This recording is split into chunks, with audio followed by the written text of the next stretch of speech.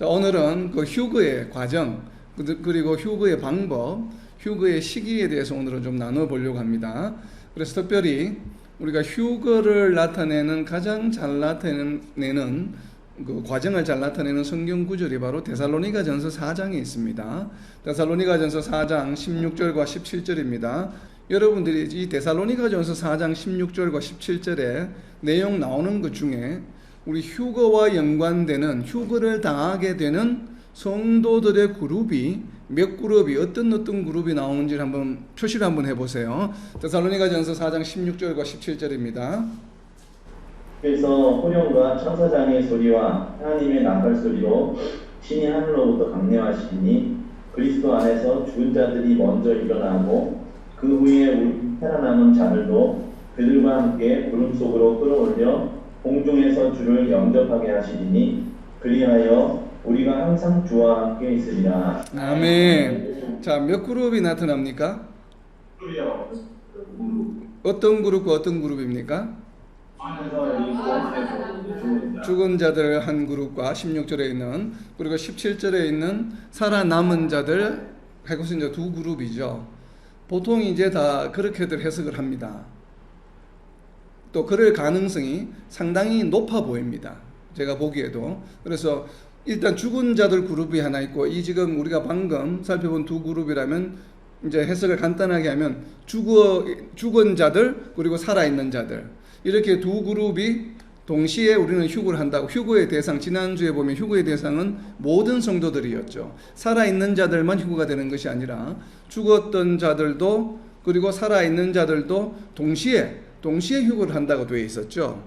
그죠? 우리가 이제 휴거의 대상을 살펴볼 때 이제 그렇게 해석을 하다 보니까 데살로니가전서 4장 16절과 17절을 보면 마치 두 그룹인 것처럼 보입니다. 그래서 16절에 죽은 자들, 17절에 살아있는 자들, 그러니까 맞아 들어가는 것처럼 보이죠. 그런데 좀 표현이 좀 이상하지 않습니까? 16절에 있는 죽은 자들이 먼저 일어나고, 자, 이것은 1번 맞습니다. 근데 17절에 있는 그 후에 우리 살아남은 자들도 그들과 함께 구름 속으로 끌어올려 라고 되어 있는데, 살아있는 자들이라면 굳이 살아남은 자들이라고 왜 이야기할까요? 우리가 보통 이야기를 할 때 무언가가 우리가 지금 남은 자들이에요. 남은 자들이라는 의미는 어떤 얘기입니까? 살아남았다고 해서 살아남은 자들일까요? 물론 그렇게 해석할 수도 있습니다. 첫 번째는. 그러나 남은 자들이라고 하는 의미는 원래는 나와 같은 그룹에 큰 어떤 그룹이 있었는데 거기에서 일부가 무언가를 하고, 그리고 그 일부가 뭔가를 했는데 거기에 포함되지 않은 자들을 우리는 남은 자들이라고 이야기를 하죠. 만약 그게 아니라면 굳이 남은 자들이라고 이야기할 이유가 없죠. 죽은 자들이 한 그룹이 있고 살아있는 자들, 죽은 자들과 살아있는 자들은 같은 그룹입니까? 다른 그룹입니까? 살아있는 자들이라고 하는 도메인이 있고, 이들이 휴거가 일어날 당시에 존재하지 않는 이미 그 전에 죽은 자들이 있고 한 그룹이 있고, 그리고 그 다음에 있는 그룹은 현재 살아있는 자들이에요. 그러면 그냥 살아있는 자들이지, 살아있는 자들이 살아남은 자들이라고 할 이유가 있나요? 남은 자들이라고 한다고 하는 얘기는 분명히 무언가가 앞에 이 남은 자들과 같은 성격을 무언가가 있다는 얘기예요. 그리고 만약에 그것을 죽은 자들이라고 이야기한다면 죽은 자들과 우리가 남은 자들, 살아남은 자들, 죽은 자와 살아남은 자들 그룹이 다른데 이미 이것이 지금 맞아 들어가지 않죠. 그리고 또 이상한 표현이 뭐가 있냐면 16절에 보면 죽은 자들이 뭐 한다고요? 언제 일어난다고요? 먼저 일어나고. 자, 17절에는 그 후에. 자, 그 후라고 하는 것은 1시간 뒤나 30분 뒤를 말할까요? 그 후라, 우리가 그냥 같은 날 동시에 이렇게 휴거를 하는데 죽은 자들이 부활하고 산 자들이 이렇게 해서 그냥, 물론 죽은 자들이 뭐 1시간 30분 아니면 뭐 또 10시간 먼저 일어날 수도 있겠죠. 그걸 가지고 그 후에 일어난다는 표현을 쓰진 않겠죠. 그냥 휴거가 일어나는 날 같이 이렇게 일어나는데 뭐 죽은 자들이 조금 먼저 일어나고 살아남은 자들이 나중에 한다고 이렇게 표현하지 않습니까? 그런데 그 후라고 하는 것은 최소한 하루 이상 며칠 이후라고 저는 생각을 합니다. 그리고 먼저 일어난다라고 표현해 죽은 자들이 뭐 같은 날 휴가하는데 먼저 일어나고 나중이라는 게 무슨 의미가 있나요? 의미가 있겠습니까? 같은 날 일어난다든지 아니면 하다못해 뭐 일주일 차이가 난다든지 한 달 차이가 난다고 했을 때 먼저 일어나고 나중에 일어나는 게 무슨 의미가 있습니까? 한 달 먼저 일어나고 한 달 뒤에 일어나는 것이 먼저 일어나고 그 후에 일어난다는 표현을 굳이 쓰는 이유는 먼저 일어나는 그룹과 그 후에 일어나는 그룹이 맞이하게 되는 과정이나 어떤 맞이하게 되는 상황들이 다르다는 얘기죠. 그것이 다 같다라면 굳이 먼저 일어나고 나중에 일어나고 그 후에 일어나리라 이렇게 이야기할 표현을 사용할 이유가 전혀 없죠.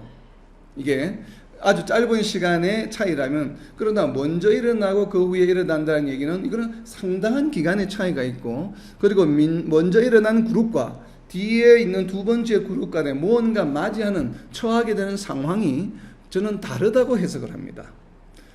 이 성경 구절만 두고 보았을 때 그래서 이제 그런 의문이 생기죠. 그렇다면 도대체 뒤에 있는 살아남은 자들 할 때 남은 자들의 의미는 도대체 무엇을 의미할까를 이제 우리가 관심을 가지고 묵상하게 되다 보면 한글 표현은 살아남은 자들 하니까 살아라고 하는 앞에 있는 이 단어가 마치 형용사처럼 보이죠. 그래서 남은 자들이 살아있는 상태를 나타내는 남은 자들은 명사고 살아있는 것은 죽은 자, 살은 자 이렇게 말하는 것처럼 남은 자들 수식하는 형용사처럼 보이잖아요. 우리 한글 번역에는. 그래서 이제 이것이 과연 살아남은 자들을 한 그룹으로 볼 것인가 아닌가를 궁금해하기 때문에 결국은 헬라어 원어를 보게 됩니다. 헬라어 원어를 보게 되면 이 데살로니가전서 4장 17절에 헬라어 원어는 어떻게 되어 있냐면 우리라고 하는 대명사인 헤메이스라고 하는 단어가 제일 앞에 나오고 그리고 헤메이스라고 하는 단어를 수식하는 남은 자들 바로 뒤에 나오는 단어가 무엇인가 하면 호이 쫀테스라고 하는 구가 나옵니다. 호이 쫀테스. 호이라고 하는 건 우리로 말하면 정관사예요. 정관사. 관사를 말합니다. 뭐라고 나타나요? 호이라고 하는 정관사와 쫀테스라고 하는 이 쫀테스라고 하는 단어가 명사나 형용사가 아니에요. 그러니까 호의 관사 플러스 뭐가 있냐 동사입니다. 쫀테스라고 하는 것은 동사인데 동사를 명사처럼 사용하는 게 있죠. 영어에 보면 동명사라고 이야기하죠. 우리 보통 분사라고 이야기하잖아요. 그래서 여기에서도 현재 분사 형태입니다. 그래서 헬라어에는 정관사 플러스 현재 분사가 되게 되면 이게 어떤 의미인가 하면 관계대명사의 역할을 합니다. 문법적으로. 그래서 영어로 번역하면 the one, who, 무엇 그러니까 무엇 하는 사람들이라는 표현이 됩니다. 그렇기 때문에 앞에 나와 있는 우리라고 하는 명사가 앞에는 이제 관계대명사 후 앞에 나오는 명사가 되겠죠. 그래서 우리를 수식하는데 이 쫀테스라고 하는 게 산다, 우리를 말하면 live, 살아간다는 의미입니다. 살아있는 자들. 그래서 우리를 수식하는데 살아있는 자들이라고 이렇게 수식을 살아있는 자들이 남은 자들을 수식하는 게 아니고 우리를 수식합니다. 헬라어 원어에는. 그런데 뒤에 있는 남은 자들이란 단어가 또 뒤에 오는데 구가 이 남은 자들의 구도 방금 앞에 나와 있는 살아있는 자들처럼 호이 쫀테스처럼 동일한 구조를 가지고 있습니다. 다시 정관사가 나오고 호이 그리고 뒤에 나오는 그 단어가 역시 동일한 분사 형태의 동사입니다. 그래서 페릴레이폰 메노이라고 하는 이러한 단어가 사용되는 이 단어가 바로 이제 남아있는 자들입니다. 그럼 이 단어도 역시나 앞에 나와 있는 헤메이스라고 하는 우리라고 하는 대명사를 수식합니다. 그러니까 살아있는 자들이라고 하는 것과 남아있는 자들이라고 하는 이 두 개의 프레이즈 구가 동시에 우리를 수식합니다. 따로따로. 그럼 결국은 물론 첫 번째 해석 가능한 것은 우리라고 하는 그 대명사 우리라고 하는 것이 살아있는 자들과 남은 자들을 다 봤기 때문에 우리가 살아있기도 하고 남아있기도 하는 두 가지 의미를 분명히 가질 가능성도 분명히 있습니다. 그런데 아까 이제 좀 전에 제가 말씀드린 것처럼 굳이 그렇다면 남아있는 자들 표현을 왜 쓰느냐는 거예요. 그를 쓸 이유가 없는데 죽은 자들과 살아있는 자들이라면. 그렇기 때문에 그럴 가능성이 있고 첫 번째는. 두 번째는 살아있는 자들과 남아있는 자들이 다른 그룹이라는 얘기예요. 결국은 우리가 휴거가 일어날 때 모든 성도들이 살아있는 자들과 죽은 자들이 동시에 휴거하는 것이잖아요.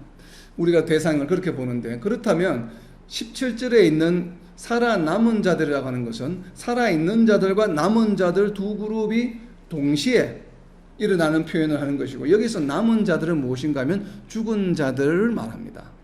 죽은 자들이라고 만약 우리가 해석을 한다면 살아있는 자들과 죽은 자들이 동시에 휴거된다라고 하는 우리 휴거의 대상을 알아보았을 때 그 말과 매칭이 되죠. 동시에 일어나야 되기 때문에. 그렇다면 16절에 나와 있는 죽은 자들이 먼저 일어나고 이들도 역시 죽은 자들이죠. 결국은 데살로니가전서 4장 16절과 17절에는 살아있는 자들 한 그룹이 있고 죽은 자들이 두 그룹이 있습니다.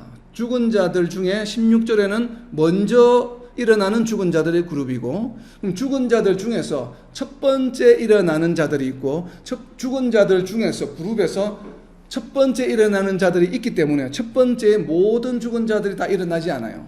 그렇기 때문에 첫 번째 일어난 죽은 자들 중 일어난 자들 말고 나머지는 무슨 자들이에요? 바로 죽은 자들 그룹 중에서 남은 자들이다 이 말이에요. 그렇기 때문에 죽은 자들이 두 그룹으로 나누어져서 16절에 먼저 일어나는 자들, 17절에는 먼저 일어나지 않고 남아있던 자들이 남은 자들, 그리고 남은 자들이 일어날 그 시기에 살아있는 성도들, 이렇게 하면 몇 그룹이 됩니까? 세 그룹이 되죠. 그래서 죽은 자들 중에 먼저 일어나는 자들이 우리는 부활할 때 언제 부활하는 자들이라고 이야기했습니까? 첫째 부활에 참여하는 자들. 그리고 남은 자들은 무엇입니까? 둘째 부활에 참여하는 자들. 백보자 심판 안에 서는 자들. 이렇게 하면 첫째 부활과 둘째 부활의 성도들이 나누어서 부활한다고 하는 그 개념과, 그리고 천년왕국에는 순교자들이 먼저 부활해서 천년왕국을 누린다고 하는 것과, 백보자 심판에는 천년왕국에 포함되지 않아도 순교자들이 아닌 성도들, 죽은 자들이, 그리고 산자들이 휴거해서 백보자 심판 앞에 서게 된다라고 하는 것과, 이 백보자 심판과 부활과 천년왕국과 휴거의 모든 내용이 다 맞아 들어가죠. 우리가 이렇게 해석한다면, 그래서 저는 데살로니가전서 4장 17절에 있는 살아남은 자들을 당시 휴거 당시 살아있는 자들과, 그리고 남은 자들은 둘째 부활에 참여하는, 결국은 천년왕국이 종료된 시점이겠죠. 그때 일어나는 자들을 표현하는 것이다라고 이렇게 해석하고 싶습니다. 이 해석이 다른 성경의 어떤 그 닥트린, 천년왕국과 부활의 닥트린과도 매칭이 되기 때문에 그렇습니다. 근데 만약에 이렇게 하지 않고 우리가 첫 번째 우리가 해석하는 것으로 만약 그것을 주장한다고 한다면 굳이 먼저 일어나고 그 후에 일어난다고 할 이유가 없는 거예요. 왜냐하면 이렇게 되면 죽은 자들과 산 자들의 휴거의 시기가 서로 다르다라고 주장할 수밖에 없거든요. 근데 우리가 알고 있는 휴거는 산 자들이 따로, 죽은 자들이 따로 휴거하는 것이 아니에요. 휴거할 당시에 살아있는 성도들이 휴거할 때 죽은 자들도 분명히 같이 휴거합니다.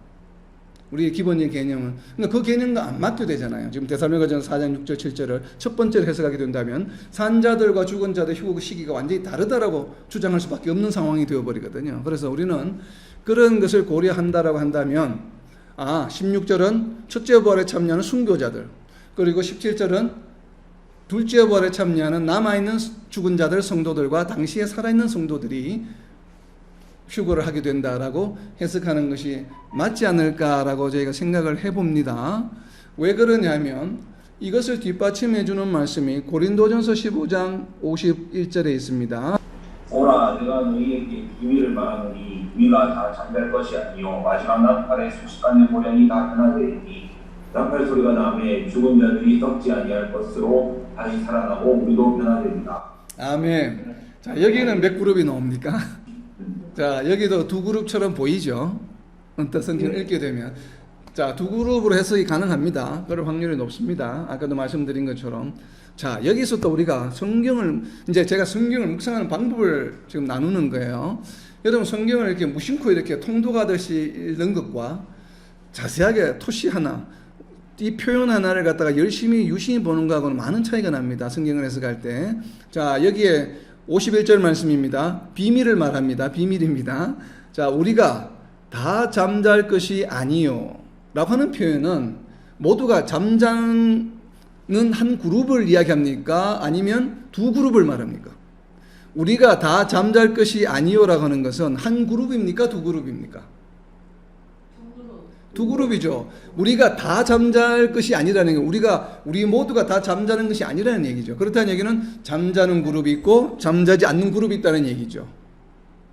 여기에서 이미 두 그룹이 나옵니다. 그런데 잠자는 그룹과 잠자지 않는 그룹이 있어요. 그럼 잠자는 그룹은 어떤 그룹이에요? 잠잔다는 표현은 우리가 지금 보면 다양하게 사용되고 있는데 신약에 잠잔다는 얘기는 성도들이 죽은 것을 의미할 때 잠잔다고 많은 표현을 쓰죠. 그럼 여기에서 말하는 51절에서 말하는 우리가 다 잠잘 것이 아니요. 그러니까 휴거가 일어날 당시를 말합니다. 휴거가 일어날 당시 우리가 모두가 다 잠자는 것은 아니라는 게 일부는 잠자고 있고 일부는 지금 잠을 안 자고 있는 것이죠. 이렇다는 얘기 휴거가 일어날 당시에 일부는 죽어 있고 일부는 죽어 있지 않고 살아 있다는 의미죠. 그렇기 때문에 죽은 자들과 살아있는 자들이 마지막 나팔에 어떻게 됩니까? 순식간에 홀연히 다 변화된다는 얘기입니다. 죽은 자들과 살아있는 당시에 홀연히 다 변화된다는 얘기거든요. 그렇기 때문에 나팔 소리가 나매 죽은 자들이 썩지 아니할 것으로 다시 살아나고 우리도 변화되리라. 살아있는 자들도 변화됩니다. 죽은 자들은 어떻게 해요? 이 몸이 예전에 우리가 인간이었을 때, 일반적인 인간이었을 때 썩는 몸으로 부활하는 것이 아니라 썩지 아니하는 몸으로 부활합니다. 예수님처럼 썩지 아니하는 몸으로 부활을 하게 되고 살아있는 사람들 몸은 지금 우리 육신과 같은 것이죠. 이 육신이 어떻게 됩니까? 변화되는데 이 변화되는 그 육신은 어떤 것입니까? 썩지 아니할 몸으로 우리도 변화되리라라고 이야기를 합니다. 이 말씀이 그렇기 때문에 지금 고린도전서 15장 51절에 마지막 나팔이 불 때는 언제입니까? 마지막 나팔이 불 때는 천년왕국이 시작될 때죠. 대환란이 끝나고 대환란이 동시에 일어나고 마지막 나팔에 마지막 7번째 나팔과 7번째 대접으로 인해서 대환란이 이제 종료가 되고 그리고 천년왕국이 시작되고 예수님이 재림하셔서 천년왕국이 시작될 때입니다. 지금 고린도전서 15장 51절 모습은 바로 천년왕국의 시작의 모습을 말합니다. 천년왕국에는 죽은 자들이 썩지 아니할 것으로 다시 살아납니다. 그래서 천년왕국의 왕노릇을 하게 되죠. 그럼 천년왕국이 시작될 당시에도 살아있는 성도들이 있습니까? 없습니까? 살아있는 성도들 당연히 있죠. 그런데 이 성도들은 어떻게 된다고요? 몸이 변화된다고 하는 것이에요.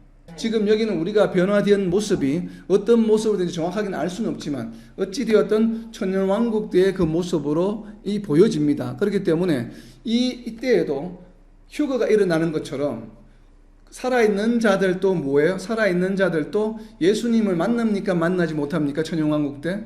예수님을 만나죠. 당연히 예수님 재림하시기 때문에 보게 되죠. 그래서 이것도 우리는 휴거라고 볼 수 있겠죠. 당시를 보면, 모습으로 보면 바로 그러한 모습이고, 자, 그리고 이어지는 데살로니가전서 4장 15절입니다. 우리가 주의 말씀으로 너희에게 이것을 말하노니 주께서 강림하실 때까지 우리 살아남아 있는 자도 자는 자보다 결코 앞서지 못하리라. 아멘. 자, 여기에도 보면 우리 살아남아 있는 자도, 우리가 아까 17절에 살펴본 것과 동일한 헬라어 구조를 가지고 있습니다. 자도 결코, 살아남은 자도 결코 자는 자보다, 16절에서는 죽은 자라고 표현이 됐었죠. 4장 16절에는 죽은 자들이 먼저 일어나고 하기 때문에, 그러니까 죽은 자들과 뒤에 살아남아 있는 자를 구별이 됩니다. 참 이렇게 보면 둘째 부활에 참여하는 자들이라고 해석을 하게 되면 방금 조금 전에 우리가 살펴본 고린도전서 15장 51절 말씀하고 조금 충돌이 되죠. 52절 말씀하고. 왜냐하면 천년왕국이 시작할 때 우리가 첫째 부활에 참여하는 순교자들이 부활할 때도 살아있는 자들이 몸이 변화되어서 예수님을 만나니까 우리가 휴거라고 볼 수 있는데, 또 여기에는 천년왕국이 끝나고 백보자 심판 때 살아남은 자들이 다시 휴거한다라고 되어 있잖아요. 그럼 이렇게 되면 살아남아 있는 자들이 천년왕국이 시작할 때도 있고 천년왕국이 끝날 때도 살아남아 있는 자들이 있게 되죠. 살아있는 자들이 있게 되죠. 그래서 이 부분이 헷갈립니다. 살아있는 자들이 천년왕국이 시작할 때도 분명히 휴거를 해야 되고 또 천년왕국이 끝날 때도 예수님을 다시 만나서 휴거하는 것처럼 지금 고린도전서 15장 말씀과 데살로니가 4장 말씀을 보게 되면 그런 의미로 해석이 되죠. 이제 그러면 이게 무엇이 맞는가? 조금 우리가 잘 해결이 되지 않습니다. 그래서 이 부분은 일단 좀 남겨두고 조금 이따가 제가 다시 왜 이렇게 표현이 되는 건지를 설명하려고 합니다. 자, 이제 그 차이점을 알겠죠. 데살로니가 전서와 고린도전서 15장 말씀은 마치 천년왕국의 시작과 끝에서 살아있는 자들이 휴거하는 것처럼 양쪽이 따로따로 그렇게 보입니다. 우리가 지금 해석을 한다라면 만약에 죽은 자들이 첫째 부활에 참여하는 자들이라고 저희가 만약에 주장을 한다면 그렇다는 얘기입니다. 자, 그렇다면 이제 실제로 휴거가 일어나는 이러한 부분들이 산자와 죽은 자들이 함께 하는 거잖아요. 고린도전서도 그렇고 데살로니가전서도 보면 살아남은 자들이 결국은 당시에 살아있는 자들과 죽은 자들이 함께 일어난다고 하는 것을 이제 주장하는 신학자가 어떤 신학자가 있냐면 클라란스 랄킨이라고 하는 신학자는 죽은 자의 부활과 산자가 변화된다. 이제 고린도전서 방금 살펴본 15장의 말씀과 동일한 말씀이죠. 그 말씀과 같이 그렇게 된다는 것이에요. 그런데 이 클라란스라고 하는 신학자는 고린도전서 15장 말씀을 인용하지 않았어요. 아주 재밌게 요한복음 11장 25절 26절 말씀을 인용을 했습니다. 요한복음 11장 25절과 26절 말씀을 인용을 했는데, 자, 이 말씀 한번 보겠습니다. 요한복음 11장 25절입니다. 예수께서 이르시되 나는 부활이요 생명이니 나를 믿는 자는 죽어도 살겠고 무릇 살아서 나를 믿는 자는 영원히 죽지 아니하리니 이것을 네가 믿느냐. 자, 아멘. 우리는 이 말씀을 영생에 관한 말씀으로 이해를 하고 있죠. 물론 기본적으로 영생에 관한 말씀입니다. 우리가 예수님을 믿고 복음을 받아들이는 그 순간에 회개하고 죄사함을 받고 하는 순간부터 이미 우리는 영원히 죽지 않은 존재다라고 하는 것을 나타내는 이야기죠. 바로 이 말씀인데, 그런데 이 말씀을 우리가 휴거할 때 죽은 자들과 산 자들이 동시에 휴거한다는 말에도 적용이 가능하다는 얘기입니다. 왜 그러냐면 11장 25절에 있는 말씀에 부활이요 생명이 나를 믿는 자는 죽어도 살겠고 죽어도 살겠다는 표현이 바로 무엇이에요? 휴거 당시에 죽어 있는 자들도 살아나게 된다는 의미를 가지고 있고, 26절 말씀에 살아서 나를 믿는 자는, 지금 예수님을 믿었는데 여전히 살아있는 자들이에요. 이런 자들은 영원히 죽지 않는다라는 것이에요. 몸이 변화된다. 그래서 이 말씀을 요한복음 11장 25절과 26절 말씀이 성도들이 영생을 얻는다라고 하는, 믿는 그 순간부터 영생을 얻는다라고 우리는 많이 적용을 하고 해석하는 당연한 말씀인데도 불구하고 또 이렇게 휴거와 연관해서도 이 말씀이 적용이 가능하다라는 얘기예요. 그래서 클라란스라는 이분은 이 말씀을 가지고 산자와 죽은 자들이 함께 부활해서 휴거한다라고 지금 해석을 하고 있습니다. 자, 이제는 휴거의 과정을 좀 살펴보려고 해요. 지금은 우리가 이제 그룹별로 이렇게 봤는데, 그럼 구체적으로 죽었던 자가 어떻게 부활해서 어떻게 해서 어떤 형태로 그럼 우리가 부활한 존재가 될까는 그 구절을 잘 나타내고 있는 구절이 바로 데살로니가전서 4장 14절입니다. 데살로니가전서 4장 14절 말씀을 읽을 때에 이것이 휴거와 어떤 관계가 있는지를 한번 살펴보세요. 관련 있는 구를 한번 찾아보시기 바랍니다. 데살로니가전서 4장 14절입니다. 우리가 예수께서 죽으셨다가 다시 살아나심을 믿을진대 이와 같이 예수 안에서 자는 자들도 하나님이 그와 함께 데리고 오시리라. 아멘. 자, 이 부분이 휴거가 일어나는 장면입니다. 우리가 데살로니가전서 4장에 계속 휴거에 대한 이야기했잖아요. 17절 말씀, 16절 말씀. 이 과정을 설명하고 있는데 잘 이해가 되지 않죠. 이와 같이 예수님이 부활하신 것과 같이 예수 안에서 자는 자들도 하나님이 그와 함께, 그는 누굽니까? 예수님입니다. 하나님이 예수 안에서 자는 자들과 함께 데리고 오신다라고 이야기를 합니다. 자, 예수님이 지금 재림하십니다. 휴거 시점에 예수님이 재림하시는데, 그렇게 재림하시는 예수님 혼자 오십니까? 누구와 함께 오십니까? 함께 오는 자들이 누구입니까? 예수 안에서 자는 자들. 우리가 보통 잔다고 하면 죽은 자들이죠. 그러면 예수님이 지금 재림하시는데 죽은 성도들과 함께 오신다는 얘기예요. 이 부분 때문에, 바로 이 성경 구절 때문에 우리 전천년설을 주장하시는 분들, 그리고 우리 대부분의 장로교 쪽에 계시는 분들이 주장하는 것이 대환란 전에 성도들이 휴거해서 예수님과 이미 함께 같이 있다가 천년왕국이 시작할 때 예수님 오실 때 같이 오는 게 맞죠. 그러니까 예수님과 함께 오려면 예수님이 데리고 오시려면 데리고 오기 전에 예수님과 성도들이 함께 있어야 합니까? 있지 않아야 합니까? 예수님이 재림하시고 성도들이 부활해서 휴거해서 구름에서 만난다고 하면 데리고 오는 게 아니죠. 예수님이 혼자 오셔서 부활하는 성도들과 만나는 것이죠. 그런데 이 지금 데살로니가 4장 14절 성경 구절을 보면 예수님이 혼자 오시고 부활해서 공중에서 만나는 게 아니에요. 예수님이 오실 때 이미 함께 있다가 데리고 오는 거예요, 같이.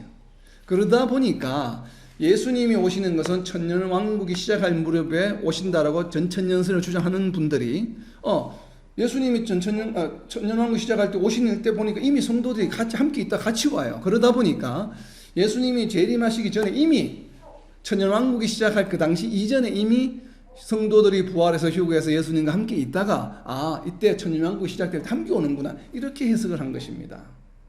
이 말씀을 가지고 그러면 그렇게 해석을 하면 그럴듯해 보이죠. 그리고 만약에 이제 그렇게 한다라면 우리가 지난주에 살펴본 것처럼 지금 살아있는 자들과 함께 부활해서 다시 공중에서 구름 가운데 공중에서 만난다고 하는 이런 많은 표현들을 안 맞게 되죠. 모든 성경 구절이.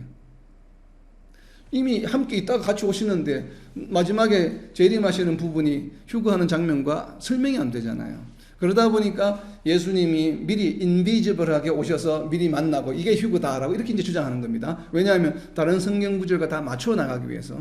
그런데 우리가 성경을 묵상할 때 성경이 창세기로부터 요한계시록에 이르기까지 제가 뭐라고 말씀드렸습니까? 많은 이제 성경을 바라보는 시각이 여러 가지가 있지만 하나님의 왕국으로 보기도 하고 예수님으로 보기도 하고 이 하나님의 아들로 보기도 하고 많이 다양하게 보는데 저는 창조 질서의 회복이라고 늘 봅니다. 그래서 처음 하나님께서 세상을 창조하시고 인간을 창조하셨을 때는 완벽한 창조의 질서가 있었습니다. 그것이 죄로 인해서 깨어지기 시작했고 하나씩 깨어졌던 것들이 결국은 요한계시록에 이르러서 영원한 천국을 거쳐가는 그 과정, 천년왕국이 이르고 백보자 심판이 이르고 천년왕국이 이르고 백보자 심판이 이르는 모든 과정에서 깨어졌던 창조의 질서가 하나씩 다 회복되어가는 과정이에요.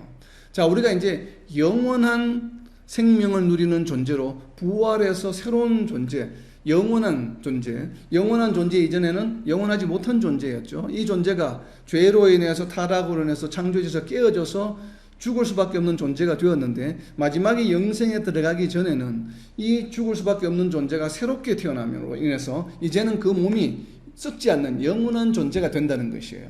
이 과정을 거치게 됩니다. 이 과정은 무슨 과정의 반대입니까? 창조에서 타락하는 과정의 반대죠. 처음에는 생령으로 하나님께서 사람을 어떻게 창조하셨습니까? 생령으로 창조하셨죠. 근데 생령을 어떻게 창조하셨습니까? 창세기 2장 7절에 보면 창세기 2장 7절입니다. 창세기 2장 7절을 보세요. 창세기 2장 7절을 제가 읽을 때에 사람의 창조 과정이 몇 단계로 되어 있는지 한번 번호를 매겨 보시기 바랍니다. 1, 2, 3 이렇게. 자, 창세기 2장 7절입니다. 여호와 하나님이 땅에 흙으로 사람을 지으시고 생기를 그 코에 불어 넣으시니 사람이 생령이 되니라. 몇 단계입니까? 3단계. 첫 번째 단계가 무엇입니까? 1번이 흙으로 사람을 지으시고 두 번째는 생기를 코에 불어 넣으셨어요. 그러니까 세 번째 무엇이 되었습니까? 생령이 되었습니다. 그렇죠? 그럼 여기서 사람이 창조될 때 무엇과 무엇이 만나서 생령이 되었습니까? 흙으로 만든 사람. 흙으로 만든 사람이죠. 흙으로 만든 사람은 무엇입니까? 육신이죠. 흙으로 만든 육신과 하나님으로 후 불어넣으신 하나님으로부터 온 생기가 합쳐져서 무엇이 되었습니까? 생령이 되었죠. 자, 여기에서 출신이 다르죠. 흙은 어디 출신입니까? 하늘의 출신입니까? 땅의 출신입니까? 땅의 출신인 몸과 생기는 땅의 출신입니까? 하늘의 출신입니까? 하나님이 불어넣으신 하늘로부터 온 존재죠. 그러니까 땅에서 오는 존재와 하늘로부터 오는 존재가 합쳐져서 어떻게 되었습니까? 생령이 되었죠. 이것이 인간의 창조 과정입니다. 그렇다면 깨어졌던 이 생령이 창세기 또 뒤에 보면 5장인가 6장에 보면 생령이 떠나게 되고 우리는 죽을 수밖에 없는 존재가 됩니다. 못탈한 존재가 되는데 죽을 존재가 되는데 생령이 떠나게 됩니다. 그럼 이 떠났던 생령이 다시 예수님이 오심으로써 우리가 부활하게 됩니다. 그래서 부활한 결과가 뭡니까? 영원히 사는 존재가 되죠. 영원히 사는 존재는 어떤 존재입니까? 창조의 창세기 2장 7절에 말하면 어떤 단어입니까? 영원한 존재는 생령이죠. 생령이 되는 것이죠. 다시 생령이. 그렇다면 우리가 부활해서 생령이 되는 과정도 창조의 과정과 동일하겠습니까? 다르겠습니까? 동일하겠죠.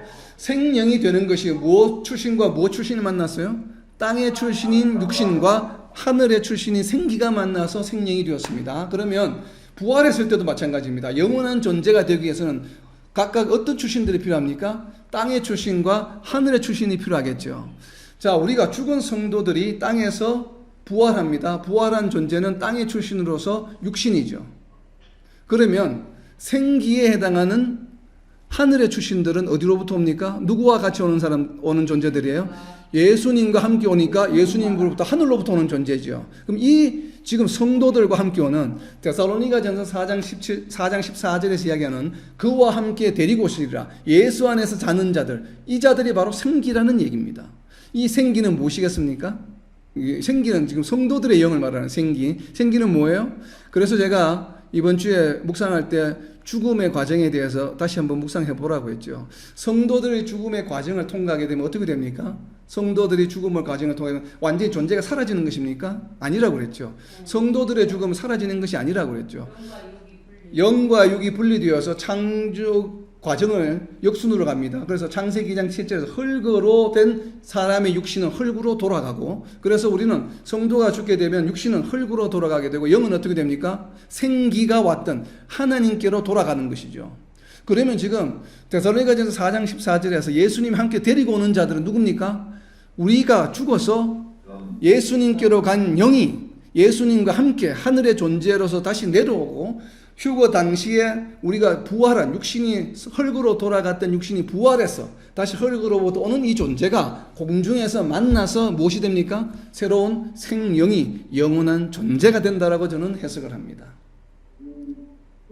저는 이것이 가장 합당한 해석이라고 생각을 합니다. 그렇게 되면 데살로니가전서 4장 14절 말씀도 논리적으로 맞죠. 굳이 이 말씀을 만족시키기 위해서 대환란 전에 인비지블한 재림과 휴거가 있을 필요가 없게 되죠. 왜냐하면 성도들이 죽으면, 물론 성도들의 죽음의 과정에 대한 또 주장하는 논점도 신학 이론도 다양합니다. 그렇지만 저희들은 일단 영과 육이 분리되어서 육신은 흙으로, 영은 예수님께로 간다고 저희들은 믿습니다. 이것이 이제 우리 장로교의 대부분 개신교의 전통적인 시각입니다. 그럼 저희는 그것을 믿습니다. 그렇다면 예수님과 함께 있던 이 영들이 마지막에 예수님이 재림하실 때 함께 같이 오겠습니까? 오지 않겠습니까? 이 땅에. 우리가 만약에 성도들의 죽음이 육신은 흙으로, 영은 예수님과 함께 있다고 한다면 예수님이 재림하실 때 반드시 같이 오겠죠. 예수님 다녀오세요. 우리는 여기 있을게 하고 가만히 어딘가에 따로 있지는 않겠죠. 그 영들이. 그렇지 않겠습니까? 그렇기 때문에 우리가 앞에 성도의 죽음을 그것이라고, 우리가 성도의 죽음을 육신과 영이 분리되어서 흙으로 예수님께로 간다고 우리가 그것을 많이 주장하고 믿는다고 한다면, 데살로니가전서 4장 14절 말씀이 예수님이 오실 때 데리고 오는 자들이 우리 죽은 성도들의 영이라고 당연히 믿는 것이 맞지 않겠습니까? 그렇지 않아요? 그럼 그것을 만약에 믿지 않는다라고 하면 앞뒤가 안 맞잖아요. 앞뒤가. 우리가 성도의 죽음을 만약에 그것이라 믿는다라고 한다면 당연히 데살로니가전서 4장 14절에 예수님과 함께 오는 영들은, 함께 오는 성도들, 예수 안에서 자는 자들이라고 하는 이 성도들은 성도들의 영이라고 저는 생각합니다. 그래야 우리의 죽음과 서로 매칭이 되기 때문에, 그리고 육신이 흙으로 갔던 육신이 부활해서 다시 공중에서 만나서 우리가 생명이 된다라고 저희는 생각을 합니다. 자, 우리가 이런 관점에서 보게 되면 휴거는 언제 일어납니까? 우리 성도의 일생 가운데. 제가 지금까지 이렇게 열심히 설명을 했는데 자, 휴거에 대한 정의가 우리가 처음에 지난주에 휴거에 대한 정의를 어떻게 했습니까? 자꾸 우리가 휴거를 공중에 붕 떠서 구름 위에서 예수님을 만나는 것으로 자꾸 해석을 하기 때문에 그래. 물론 그것도 휴거의 일부분이죠. 근데 우리가 지난주에 휴거를 어떻게 정의했습니까? 우리가 영이 예수님과 함께 만나는 것이라고 했죠. 예수님과 함께 만난다는 얘기는 그 순간부터 영원히 존재하는 거잖아요. 그 영생이잖아요. 예수님과 함께 만나서 예수님과 함께 부활하신 예수님과 우리가 함께 만나는 그 순간이 바로 휴거고, 그때부터 영생이 시작되는 거잖아요. 그렇다면 휴거는 가장 먼저 언제 일어납니까? 우리가 죽었을 때. 그렇죠. 우리 각자 개인별로 휴거가 다르다고 하는 것입니다. 우리가 성도가 죽음을 맞이할 때 육신은 헐구로 돌아가고 영은 예수님과 함께 가잖아요. 그럼 영이 예수님과 함께 가는 것을 우리는 뭐라고 했어요? 예수님과 만나서 영원히 존재하는 것을 휴거라고 이야기했잖아요. 우리가 만약에 성도의 죽음이 그렇다는 것을 믿는다고 한다면 우리가 죽어서 우리의 영이 예수님과 함께 만났어요. 그러면 그 순간에서 천년왕국이 일어날 때까지 있다가 그때 한 번 더 죽어서 다시 예수님이 오실 때 다시 부활해서 오는 건 아니잖아요. 우리의 영이 아니잖아요. 우리가 만약에 죽어서 우리의 영이 예수님과 함께 있다고 하면 그 순간부터 우리는 계속 예수님과 함께 하는 겁니다. 예수님이 천년왕국을 시작으로 해서 재림하실 때도 함께 오는 거고 영혼은 천국에 갈 때도 계속 그 영이 죽었다가 다시 살아나는 것이 아니에요. 우리가 죽음으로 육신과 갈라진 그 순간부터 예수님과 영원히 함께 하는 겁니다. 우리의 영이. 그래서 우리가 아까 살펴본 요한복음 11장 26절에 물어 살아서 나를 믿는 자는 영원히 죽지 아니하리라는 이 표현은 예수님을 믿는 그 순간부터 유효하다, 적용될 수 있다라고 드린 말씀이죠. 왜냐하면 우리가 마지막 날이 임하지 않아도 우리 개인의 성도의 죽음으로 인해서도 우리는 예수님을 만날 수 있습니다. 여러분 그걸 믿습니까? 믿는다라고 한다면 개인적으로 1차적인 휴거는 바로 그때 일어나는 겁니다. 이게 첫 번째 휴거입니다. 성도들의 이것은 무엇이에요? 단체로 일어나는 휴거가 아니죠. 성도 개인별, 인디비주얼하게 성도 개인이 맞이하게 되는 첫 번째 휴거는 우리가 죽었을 때예요. 그러니까 성도들의 죽음은 기쁜 일입니까? 슬픈 일입니까? 기쁨이요, 축복이죠.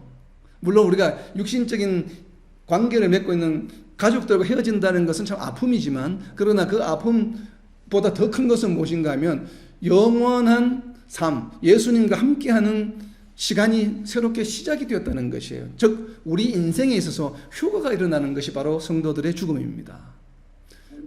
대단히 개념이 다른 것이죠. 성도들의 죽음은 단순히 사라지는 것이 아니고 무엇이에요? 휴거예요. 그래서 우리는 앞으로 성도의 삶을 살아갈 때 성도들이 우리가 죽음을 맞이하게 된다는 것은 그것을 뭐예요? 내가 드디어 휴거하는구나.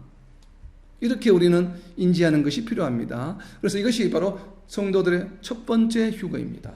자, 그리고 이제 두 번째 휴거는 언제 일어납니까? 두 번째 휴거는 요한계시록 20장 4절입니다. 요한계시록 20장 4절입니다. 또 내가 보좌들을 보니 거기에 앉은 자들이 있어 심판하는 권세를 받았더라. 또 내가 보니 예수를 정언함과 하나님의 말씀 때문에 목배임을 당한 자들의 영혼들과 또 짐승과 그의 우상에게 경배하지 아니하고 그들의 이마와 손에 그의 표를 받지 아니한 자들이 살아서 그리스도와 더불어 천년 동안 왕노로 타니 즉 천년 왕국이 시작될 때 예수님이 재림하실 때에 누가 부활합니까? 바로 순교한 자들의 영은 지금 이미 휴거 첫 번째로 예수님과 함께 있죠. 그리고 이제 순교한 자들의 육신이 다시 이제 썩지 아니할 몸으로 변화되어서 공중에서 예수님이 재림하실 때 만나게 됩니다.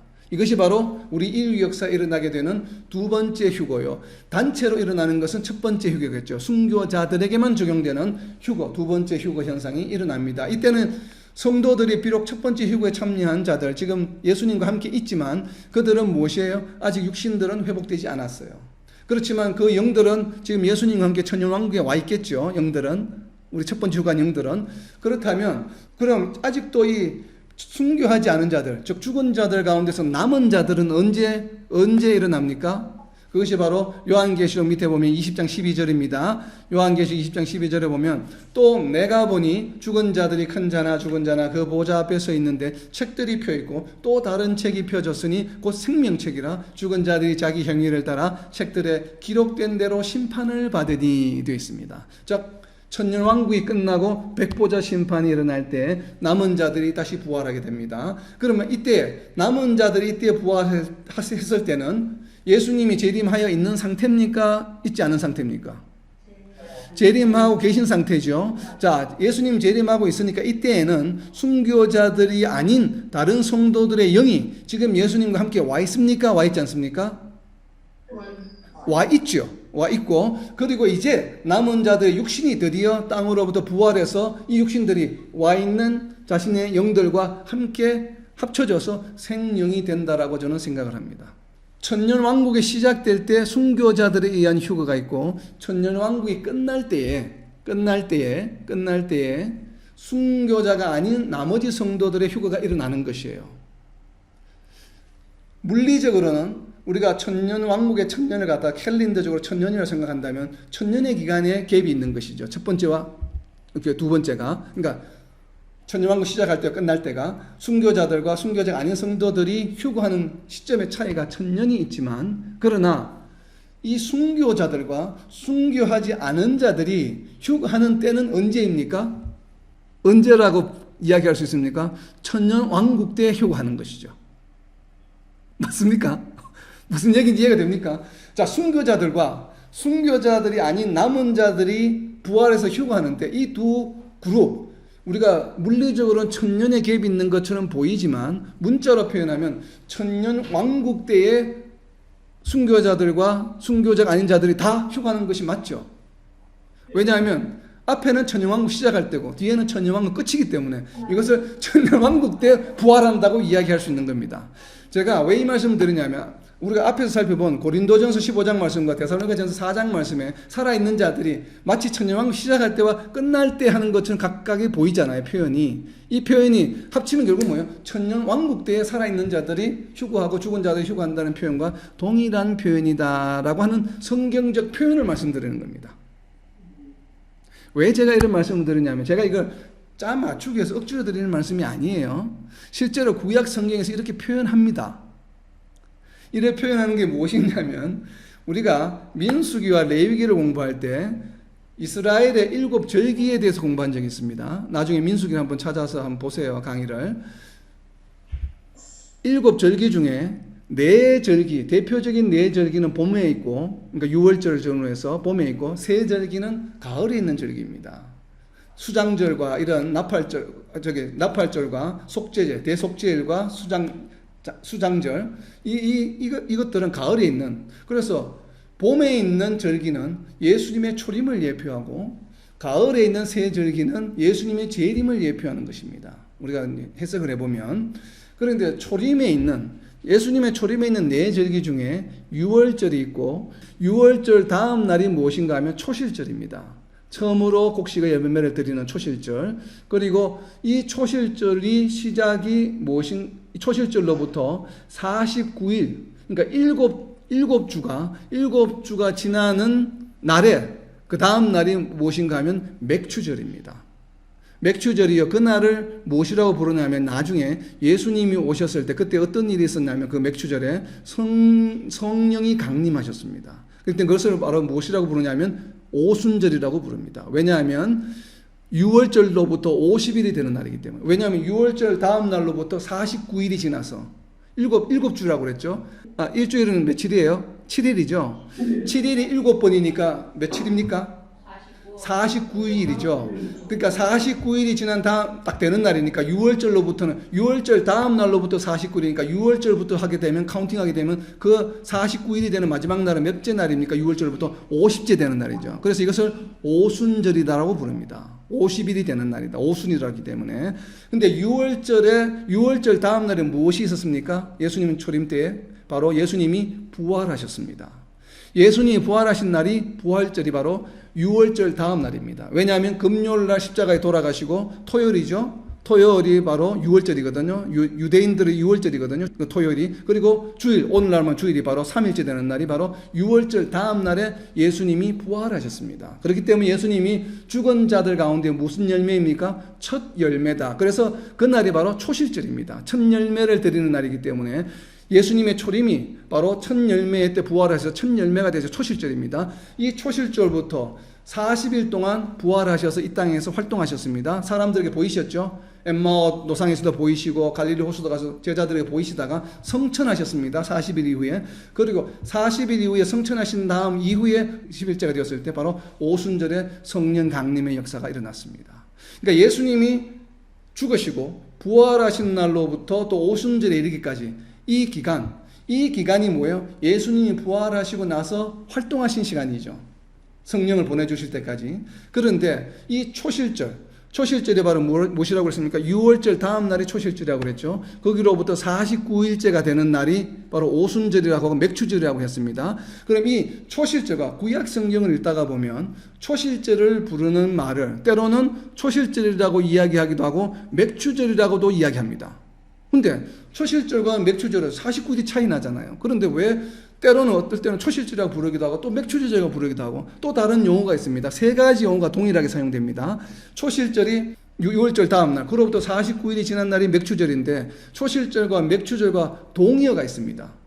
초실절과 맥추절은 분명히 다르죠. 49일이 차이 나니까. 그런데 초실절이 때로는 다른 말로 부르기도 하고 맥추절을 또 다른 말로 부르기도 하는데 그 단어가 바로 무엇인가 하면 77절입니다. 77절이 무엇이에요? 7일이 7번. 그러니까 77절이잖아요. 77절은 하루가 아니에요. 초실절은 하루죠. 맥추절도 하루입니다. 근데 77절은 며칠간이에요? 49일이죠. 그러면 이 77절의 첫째 날이 무엇이에요? 초실절. 77절의 마지막 날이 무엇이에요? 맥추절, 오순절입니다. 그래서 구약에서 표현할 때 때로는 초실절을 77절이라고 부르기도 하고 맥추절을 77절이라고 부르기도 합니다. 그리고 77절이라고 그냥 부르기도 합니다. 그러니까 이 세 가지 뭔가 천년왕국의 첫째 날, 천년왕국의 마지막 날, 예수님 다시 오셨을 때, 그리고 우리는 77절을 천년왕국 이렇게 부른다는 것이죠. 무슨 말인지 이해가 됩니까? 그러니까 천년왕국 때에 예수님이 재림하시고 성도들이 죽은 자들이 부활하고 산 자들도 같이 부활한다는 얘기는 천년왕국의 첫 번째와 끝에서 동시에 일어나도 그렇게 이야기할 수 있다는 얘기예요. 77절이 때로는 초실절로 때로는 맥추절로 불리는 것과 동일한 개념입니다. 그것이 바로 예수님이 부활하신 이후에 이 땅에 있는 동안에 우리가 일어났던 일들이에요. 그리고 예수님이 다시 재림하시고 다시 오시죠. 강림하십니다. 그때도 예수님이 부활하셔서 초실절이 된 것처럼 천년왕국이 시작이 되었고 그렇게 맥추절이 된 것처럼 천년왕국이 끝나고 이 모든 과정을 우리는 77절이라고 불렀는데 그것을 예수님 재림하실 때 우리는 무엇이라고 부르냐면 천년왕국이다라고 부르는 것입니다. 이해가 됩니까? 우리가 구약에서 이런 논리를 요한계시록 적용해서 예수님의 재림 때에 휴거에 적용한다고 한다면 이제는 모든 것이 다 맞아 들어가죠. 고린도전서 15장의 말씀이나 데살로니가전서 4장의 말씀이나 이것이 왜 천년왕국 처음과 끝에 나타내는 이야기인 듯한데 결국은 그 의미는 같다는 얘기예요. 그 하나를 표현은 뭐냐? 천년왕국 때에 예수님이 재림하시고 성도들은 부활해서 예수님과 만난다라고 하는 것으로 표현이 가능하다고 이야기하는 것입니다. 그것을 우리가 좀 세분화해서 디테일하게 표현하면 순교자들은 천년왕국 시작할 때, 남은 성도들은 천년왕국 마지막 날에, 그러나 다 합치면 천년왕국 때에 이 모든 일이 일어난다라고 하는 것입니다. 이해가 됩니까? 자, 이러한 배경을 가지고 우리가 구약 성경과 신약 성경을 읽을 필요가 있습니다. 그래서 우리는 분명히 우리의 영이 예수님과 함께 있다가 온다고 저희들은 믿습니다. 그리고 우리의 육신이, 흙으로 돌아갔던 육신이 다시 살아나서 이 영과 합쳐짐으로 생명이 된다. 그래서 우리가 지금 있는 이런 뭔가는 완전히 다른 존재가 되겠죠. 예수님이 부활하신 그 모습으로 우리는 분명히 부활한다고 믿습니다. 바로 이러한 우리가 휴거, 그럼 결국 휴거가 몇 번 일어납니까? 인류 역사에? 첫 번째 개인이 죽었을 때, 그리고 순교자들이 부활할 때, 그리고 남은 성도들이 부활할 때. 그리고 인류 역사 결국은 휴거는 3번 일어나게 되는 것이죠. 그러나 우리 개인으로 본다면 한 번 일어나는 것이죠. 우리의 영이 갔다가 나중에 육신이 부활해 합쳐지는 것이 진정한 의미의 휴거이기 때문에. 그러나 인류 역사에서 휴거의 사건은 개인적으로 한 번, 그리고 순교자들, 남은 성도들 이렇게 3번의 시기적으로 차이가 있을 수 있다라고 저는 생각을 합니다. 바로 이러한 소망을 가지고 정말 우리는 이미 휴거의 자격을 얻은 자들이에요. 우리 성도들은. 그리고 우리가 이 땅에 죽는다 할지라도 슬퍼할 일이 아니에요. 이 땅에 있는 우리 죽는 자들은 어떤 자들입니까? 바로 휴거가 시작되는 것이에요. 새로운 삶이 시작되는 바로 그런 복된 삶을 살아가는 우리 성도들임을 잊지 않고 늘 기쁜 마음으로, 그러니까 이 땅에 있는 어렵고 힘든 일 대수롭지 않죠. 우리는 이미 그런 존재이기 때문에 이러한 믿음을 가지고 살아가는 저와 여러분, 그리고 이 땅의 모든 하나님의 백성들이 되시기를 예수님의 이름으로 선포합니다.